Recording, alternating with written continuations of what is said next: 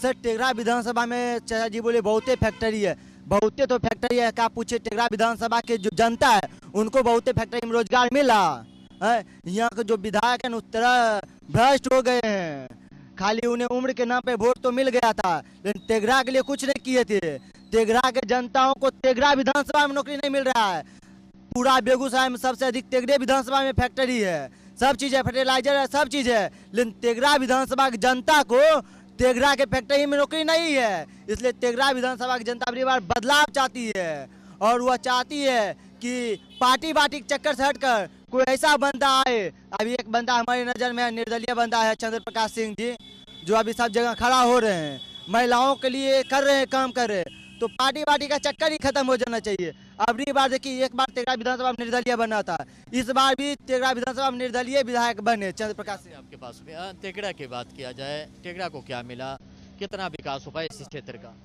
तेघरा का बहुत विकास हुआ है और विकास का साक्षी आप घूम रहे हैं, आपको भी दिख रहा होगा।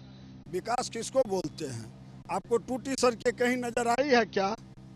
हर जगह देखिए लाइट लगा हुआ, पीछे कैमरा घुमाइए, सब जगह पर्याप्त बिजली है, पर्याप्त। तेघरा स्टेशन जो कभी अछूत माना जाता था, आज 4,500 करोड़ की कितना बजट से उसका नया निर्माण हो रहा है। चारों हर सेक्टर में आज हमारे यहाँ अनुमंडलीय अस्पताल चल रहा है 24 घंटा, वहाँ पर कोई भी गरीब से गरीब परिवार का वहाँ इलाज हो रहा है। बदलाव हर सेक्टर में है। अब जिन्होंने इस बदलाव को महसूस नहीं किया है, जो इस बदलाव को नहीं देख पाए हैं, वो अपनी बात करते हैं। युवा का समस्या है, रोजगार एक समस्या है, इस बात से भागा नहीं जा सकता है, क्योंकि आबादी उतनी बड़ी है कि कोई भी सरकार उतना रोजगार चाह के भी दे नहीं सकती है। तो हर क्षेत्र में स्किल का मांग बढ़ा है।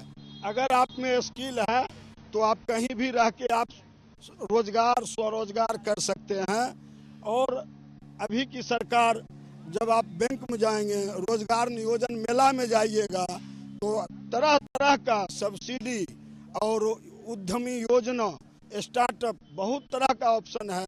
युवाओं को उस ओर देखना पड़ेगा।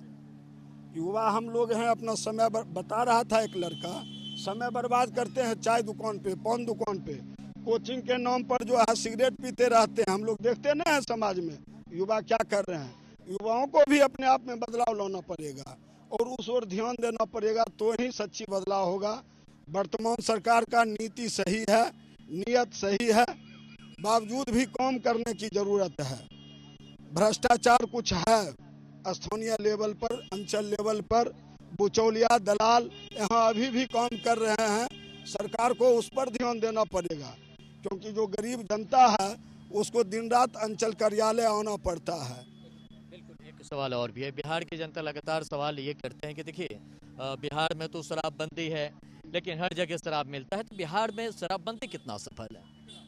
शराबबंदी बिल्कुल बेअसर है, शराबबंदी का ऐसा प्रभाव नहीं है, लेकिन इसका एक सकारात्मक पक्ष बहुत मजबूत है कि शराब जिस वक्त ओपन था तो चारों बगल शराबियों का जमावड़ा रहता था, लोगों को चलने में कठिनाई होती थी, चौक चौराहों पर शराबियों का ऐसा मजमा और हो हल्ला लगा रहता था।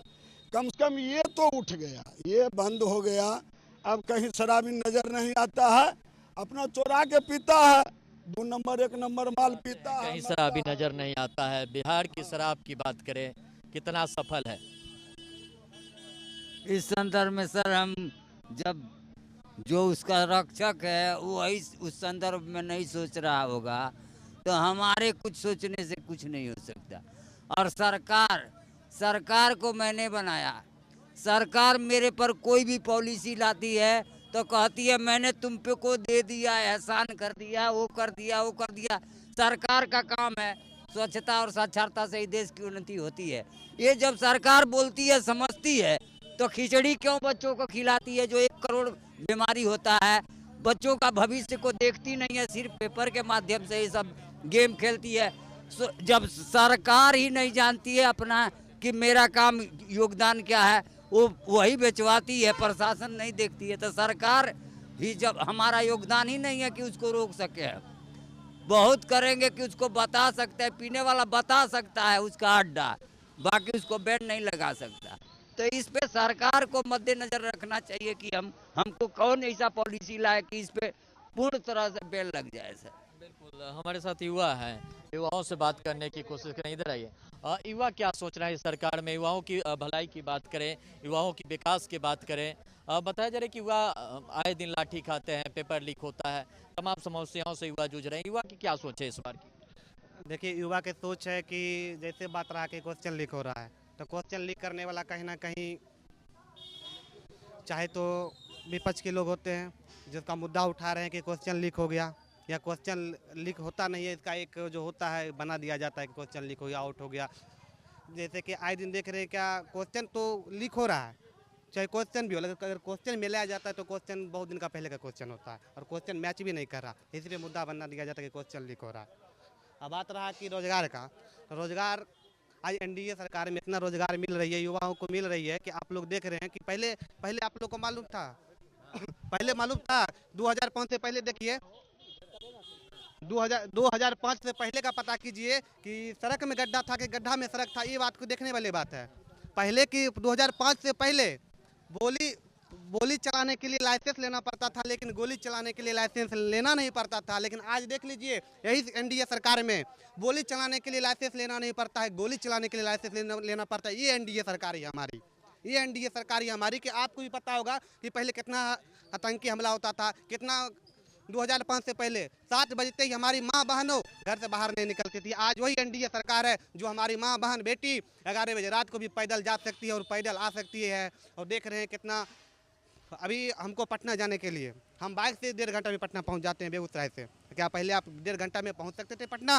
क्या बेगूसराय से जा सकते थे भागलपुर? आज तेजस्वी यादव भी अपना जो निकाल देते हैं, क्या पेपर कटी निकालते हैं कि हम बेगूसराय से इतना बजे नाश्ता करेंगे, इतना बजे पहुंचेंगे, इतना बजे भागलपुर पहुंच जाएंगे। 3 घंटा से 4 घंटा में पटना से कटिहार पहुंच रहे हैं। किसका देन है? आज एनडीए की सरकार है, माननीय मुख्यमंत्री श्री नीतीश कुमार का देन है, माननीय प्रधानमंत्री माननीय नरेंद्र मोदी जी का देन है, जो आज इतना युवा भी जागरूक हो रहा है। और युवा बोल रहे हैं कि रोजगार नहीं मिल रहा, तो उसको देखने की बात है। क्या टीचर की बहाली नहीं आई? जो रोजगार हो रहा है कि नहीं हो रहा है? आप मान के चलिए कि रोजगार तो जनसंख्या बढ़ेगा भी और रोजगार। तेजस्वी यादव तो कह रहे हैं कि जब 17 महीने की सरकार थी तो हमने 5 लाख युवाओं को नौकरी दिया, उसी में शिक्षक बहाली भी निकली थी। हम एक बात पूछते, क्या तेजस्वी यादव को नम्मी फेल इसलिए नहीं बोलता है? यही नहीं बोला कि नम्मी फेल, इसलिए बोला जा रहा है कि आप नम्मी फेल हैं। क्या तेजस्वी यादव का दायित्व है रोजगार देने का?